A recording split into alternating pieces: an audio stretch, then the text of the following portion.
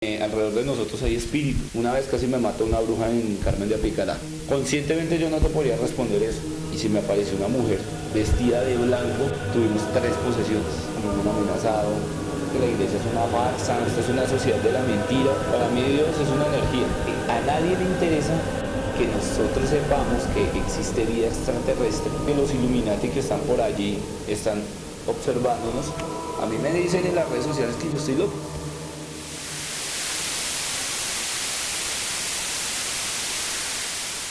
Hola, soy Edwin Robles, soy parapsicólogo, llevo básicamente 37 años de trabajo en el mundo paranormal. Bueno, la parapsicología es el conjunto de ciencias que hace parte de un compendio de energías que se desprenden del hombre como tal y no tienen explicación alguna. El fenómeno paranormal es un fenómeno subjetivo. O sea, yo no te puedo aquí traer a un fantasma, que yo te quiera demostrar que los fenómenos paranormales existen. Yo me imagino que ese es el campo de acción que tiene este tipo de trabajo. Hay parapsicólogos de línea que son considerados como los que realmente persisten sobre una línea puntual. Los medium, por ejemplo, los medium hacen comunicación con muertos. Nosotros, o el grupo más pequeño, somos los parapsicólogos investigadores o parapsicólogo de campo que de alguna manera se encamina a todo. No lo hagas, no lo hagas. No lo hagas, no lo hagas, no lo hagas. Isha Maya Mata Shanta Wata, Isha Manta Yavanta Yanamata Shanta, Ichimaya Vanta Yamata, Ishimaya Nanta Shanta Lambela. Aquí hay ufología, que es el estudio de los ovnis, el campo de las sociedades secretas, el campo de las conspiraciones, las sectas, las civilizaciones desaparecidas, mitos y leyendas, misterios revelados por la antropología, la astroarqueología, la astrofísica y una cantidad de líneas que realmente el parapsicólogo investigador pues las logra complementar. Yo comencé desde chiquito, desde pequeño, a los 5 años. Mi abuelo fue que básicamente me metió en el cuento, me narraba historias de duendes, de ovnis, y él fue el que me metió en el cuento el tema de los marcianos. Pero un día, a los 8 años, yo saliendo al negocio de mi abuelo, eran las 8 de la noche y me dio por girar hacia arriba la cabeza.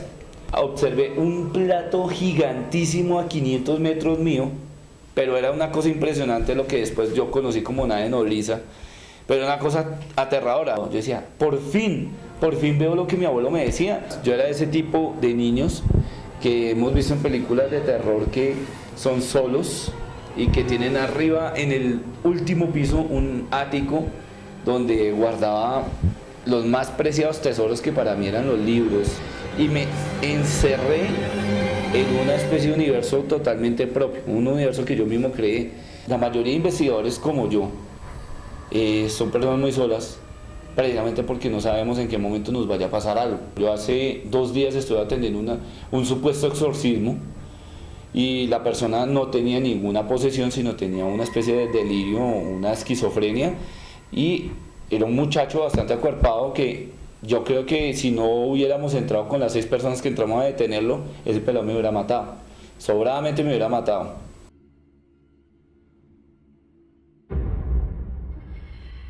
Trabajando con pacientes de mi consultorio, una vez casi me mató una bruja en Carmen de Apicalá, frente a frente. Me tocó pelear con ella de manera astral y me mandó al hospital. Esa fue una. La otra fue en Armero, cuando estábamos con la Mega. Íbamos a entrar con mis compañeros y no sé por qué sentí un dolor, un quemón en el estómago. Cerré los ojos y cuando los abrí ya me habían sacado automáticamente del cementerio.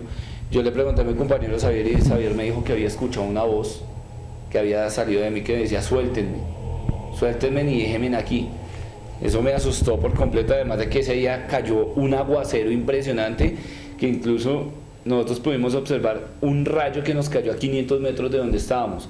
O sea, un poquitico como si nos hubieras calcinado a todos el rayo, pero pues afortunadamente no pasó nada. Cosas así.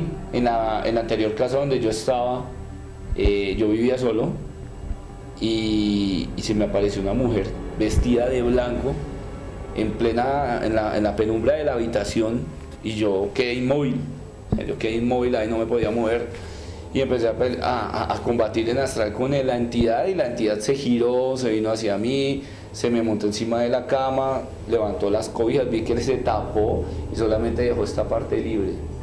O sea, nos quedamos mirándonos fijamente, y fue, yo creo que, antes no veía un paro cardíaco ese día ahí, pero entonces logré activar un celular que tenía la opción de radio, y le quebré con ultrasonido el campo de acción del fantasma, la estación de la Sabana, el infierno, la parte que queda atrás de la estación. Es ¿qué te digo yo? Es como una especie de, ¿cómo te puedo decir? Como un hangar, pero el techo está roto, y una de las partes del hangar hacia el lado de acá le dicen el fusiladero, porque en la época en que Gaitán cayó aquí muerto en Bogotá, en el centro de Bogotá, hubo mucha gente que murió, y otras que no morían sino quedaban heridos, y en vista de que no habían hospitales de la época, a la mayoría, por órdenes de un cura, la llevaban hacia ese lado, porque había un hospital que lo habían acondicionado para atender tanta gente, pero los que realmente ya no daban, desahuciados por completo, los llevaban al fusiladero y ordenaban fusilarlos, y hasta donde yo tengo entendido, la pared donde los mataban está todavía ahí, de pie. Yo hice una conferencia de fenómenos paranormales en ese sitio y tuvimos 3 posesiones.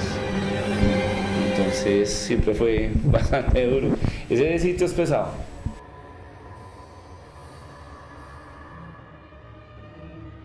Para mí Dios es una energía. Entonces es una energía. Yo tengo como el método científico muy metido en la cabeza, y dentro de la lógica es más que funcional. O sea, yo no le puedo rendir culto a algo que supuestamente tiene una estructura que está en duda, que está en tela de juicio.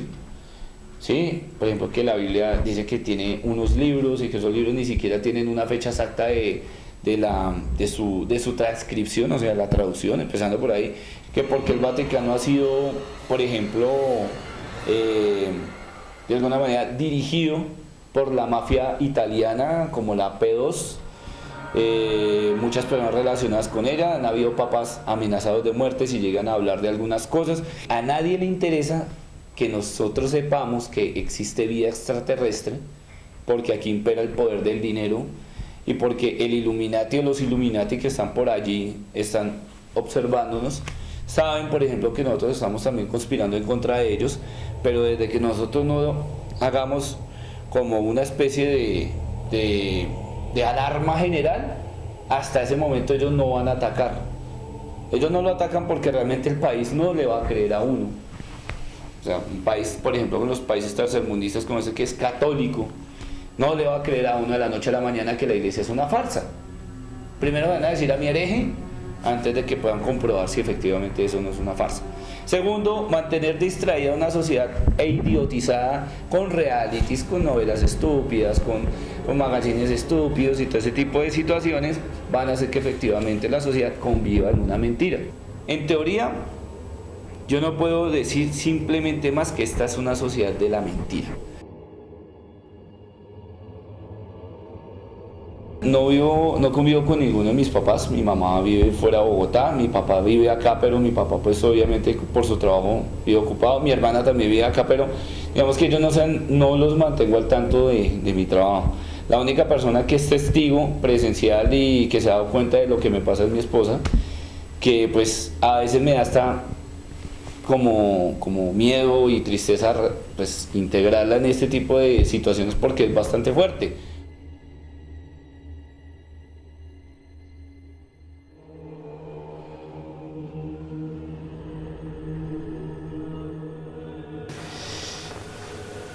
¿Me avisas cuando? ¿Ya? ¿No? Bueno, ¿qué pienso de mi esposo, Edwin Robles? Primero que todo es una persona muy sincera, muy noble, tiene unos sentimientos muy bonitos pues a nivel personal, siempre está ahí para mí, para lo que necesito, para darme un consejo. Ante nada pues siento orgullo por él, por lo que sabe, por su trabajo, porque fue lo que más me enamoró de él, lo que me trajo a la vida de él fue su trabajo, y pues que respeto ante todo y admiro muchísimo. ¿Qué le digo yo a los escépticos, a la persona que nos dan duro? O por ejemplo que me dan duro.